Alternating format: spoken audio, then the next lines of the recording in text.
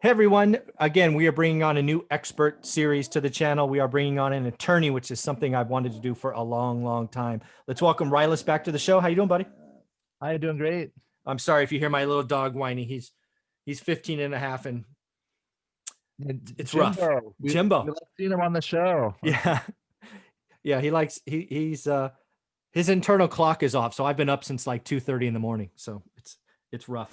But anyways, so we've already talked about probate. Why don't we talk about the other service that you provide, and that is estate planning.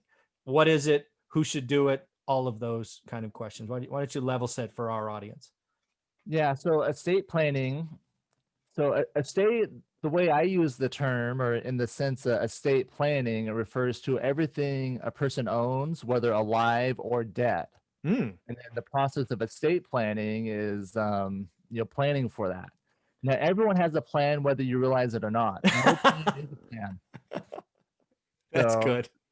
I like to start there. People say, in community property states like Arizona and California, people will say, you know what, I'm married, everything goes to my wife, which is true most of the time. A devastating thing I see happen a lot is where if they have kids from a prior relationship and then get married, half actually goes to those kids. So I've had to explain to a lot of surviving spouses, a lot of widows that are grieving the loss of their husband, say, oh yeah, by the way, your house, you got to give half of that to his kids. So ouch. Yeah, so no plan it is a plan, just the laws of intestacy. Or you could do, what's better is that you take action, create a plan. Usually that involves a trust if you own real estate. A trust designates who's going to be in charge after you're gone or incapacitated, where things are going to go, and when and how they're going to get there. So part of the reason I became interested in real estate is that it's a great generational tool. Right. So in estate planning, I've seen trust in the third and fourth generations. Wow. And I've seen how, the foresight of, a grandfather, a great or great grandmother sometimes has lasted and helped, now the third and fourth generations. So real estate is a good tool for those things. That's amazing. So one of the things I knew I wanted to ask with this question is, when does somebody need to really start thinking about estate planning? Like, for example, if I'm a college student and my net worth is negative, should I waste my time doing it? And maybe just to finish this out, maybe I'm 30 years old and my net worth is 50 grand. I'm a renter, not an owner. It's just, when does it really make sense? Because, I don't want people to think that estate planning is for everyone all the time, right? Because it's not free. But let's talk about that. Yeah, I would say when you care about it, it's like when you care, and then, be aware of the laws of intestacy. I explain where a situation where it doesn't work out. Define intestacy. So intestacy means if you don't have a will, where are things going to go by default? So if you're married and you don't have kids before that, things would go to your wife. Or if you're not married and you don't have any children, things would go back to your parents if you passed away. So for most people, that's kind of what they want anyways, something were to happen to them. And I think one of the challenges of doing estate planning is it's facing your mortality, right? It's for sure. It's looking ahead saying, what do I want to have happen after me? So some people have a hard time just dealing with that. Yeah, for sure. So I would say it's not worth going down those roads unless I'd say, one, you care about it, you care where it's going, and two, if there's some assets there. Yeah, I think for me, it's the second one first. Not that I'm disagreeing. I just think it's a different priority, right? Caring where things go, but you have nothing is kind of irrelevant, in my opinion. There's got to be something there to plan for as well. Yeah, exactly. So again, you're an attorney, so you don't have to put a dollar amount on it. I'm not one, so I'll just give my stupid ass opinion. For most folks, a lot of people in the real estate world always talk about being a millionaire. And for most of them, that's net worth millionaire versus liquid cash millionaire, right? So it's a very different story. But what I would tell folks is, don't use that as the threshold, right? Don't make the $1 million the number. For me, it's really after you own a couple of assets, right? If you're buying your first house in Cleveland and it's $40,000 and it's the cost of a car and you've got a mortgage on it, not really worthwhile, right? Because the net is nothing. Well, I would say it's state specific. Oh, okay. Oh, okay. Fair enough. So some states probate's not a big deal. So I don't know how it is in Ohio. Oh, they're good clarification. So I should have said California. My bad. So, but yeah, so I'll put some numbers on it though. Okay, cool. So Let's do it. a lot of people, you're right though. A lot of people think that it's got to be a very large number. Yeah, you have to have a lot of assets. Exactly. So a lot of states like Arizona and California, they have, I call them probate substitutes. So you can collect real property through a real property affidavit versus going through the whole probate court. But the number for that in California is 150 in equity. 150K. Yeah. Okay. That's and good. Arizona, it's 100,000. Perfect. That's great numbers. So that number surprises people a lot. Like, yeah, especially in Cali. Yeah. 150. So you hit that pretty So quick. that's 150K equity. So just for example, let's say you're buying in the Inland Empire to keep it close to your San Diego. You in theory could own a couple of houses, right? Inland Empire, just in case you don't know, folks, average price is probably 220, 250.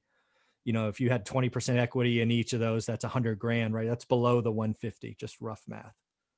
Yeah, but even with that, and I think sometimes I mix them up, with the two different states and going back and forth. But even doing that real property affidavit is a pain. Okay. It's way easier doing it in a trust. It's gonna save time. You're gonna take less time and spend less money. All right. So let's define what a trust is. So a trust is a document created by a person. We call it the trustor. So the person creates the document. They designate who's going to manage the assets, which is called the trustee, and for the benefit of whom, and under what conditions. Yep. So the most common condition is like an age restriction trust. Okay. Give it to my children, 1/3 at age 20, half at 25, the balance at 30. Gotcha. So because again, something I've done in my life, as you would expect, I have a trust set up, and I've tried to make it written in a way that I can continue buying assets and it still goes out. Let's say the last time I updated my trust, and I don't want any of the I don't want any of the values to go different directions. I just bought 3 more houses. How often should I be updating my trust, for example? If I'm not changing who they're going to? Yeah, I'd say about every 3 to 5 years. Okay, that's what I think. Or if there's a major change. Yeah, for sure. If there's a major change, like you get divorced or your trustee unfortunately dies or something, absolutely. Yeah, or laws change. Oh, like, do you have a for example? I didn't know about that one. Like, for example? Just like if we get a new tax code, okay. If they change, if they lower that estate tax exemption, back down. Or what is that? What is the estate tax exemption today? Currently, it's 10 million adjusted for inflation, so it's about 12 million. Okay, so so let's tell people what that means, because a lot of people that watch this channel, they'll be 7-figure net worths, but they won't be 8 figures. Yeah, so what it means is that unless you have your estate will not be taxed when you die unless it's over that amount.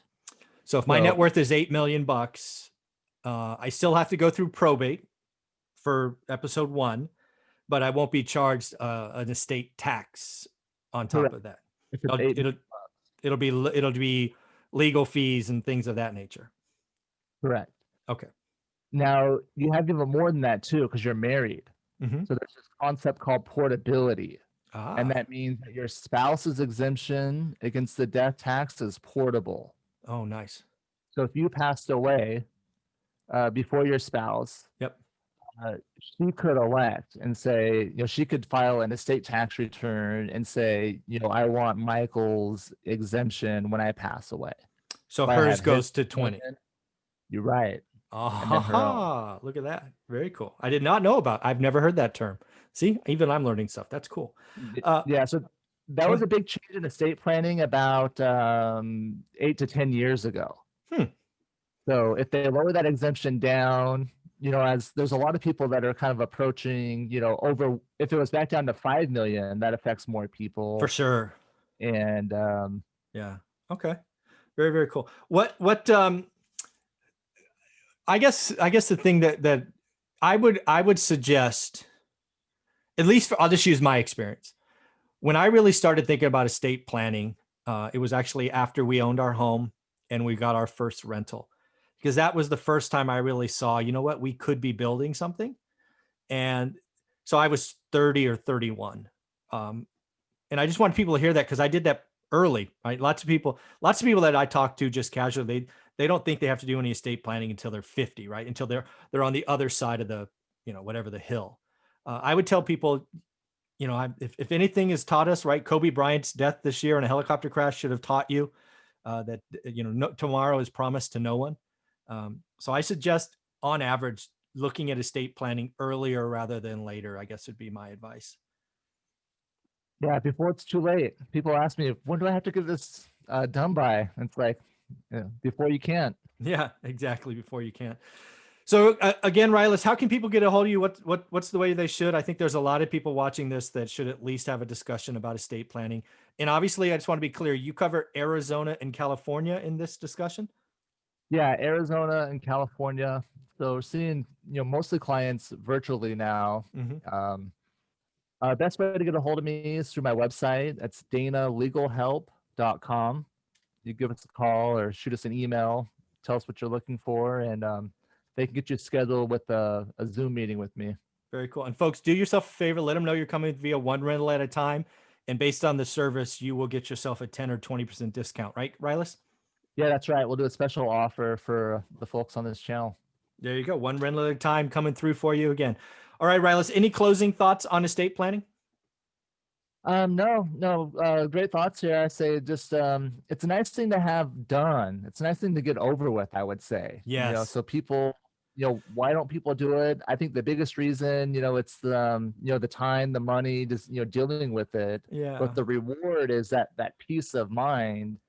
And then bigger than that, it's the beginning of that legacy, right? So as Oh, you're yeah. acquiring properties, you need a nice place to house this, so it's going to last beyond you. Yeah. Yeah, I'll just give my experience doing estate planning. So I knew we had to do it. It was important to us. But I remember that weekend, right? Because I spent a weekend going, okay, who gets what, who does this, who does that. And that's a mental, that it's critical to get done, but it forces you to think about things you don't want to think about. Yeah. So that's the service that we provide. Yeah. In our world now, you can get all the documents online, right? You can Of go, course. figure everything out. But we're guiding people through that process, Yeah, that's helping awesome. them make those decisions, and so they can get it done and over with instead of started and on the shelf. Yeah, definitely. If you start this, folks, finish it. Because while the weekend was interesting, I felt a lot better signing the documents. I think it was Wednesday. We signed it the next week. We gave our feedback. They've drafted it. I think I felt a lot better Wednesday, and I felt better ever since. So I think it's definitely something worth doing. Yeah, so we can end this one on that. Yeah. It's worth getting it done, and you get that peace of mind. There you go, Riley. Thank you very much, buddy.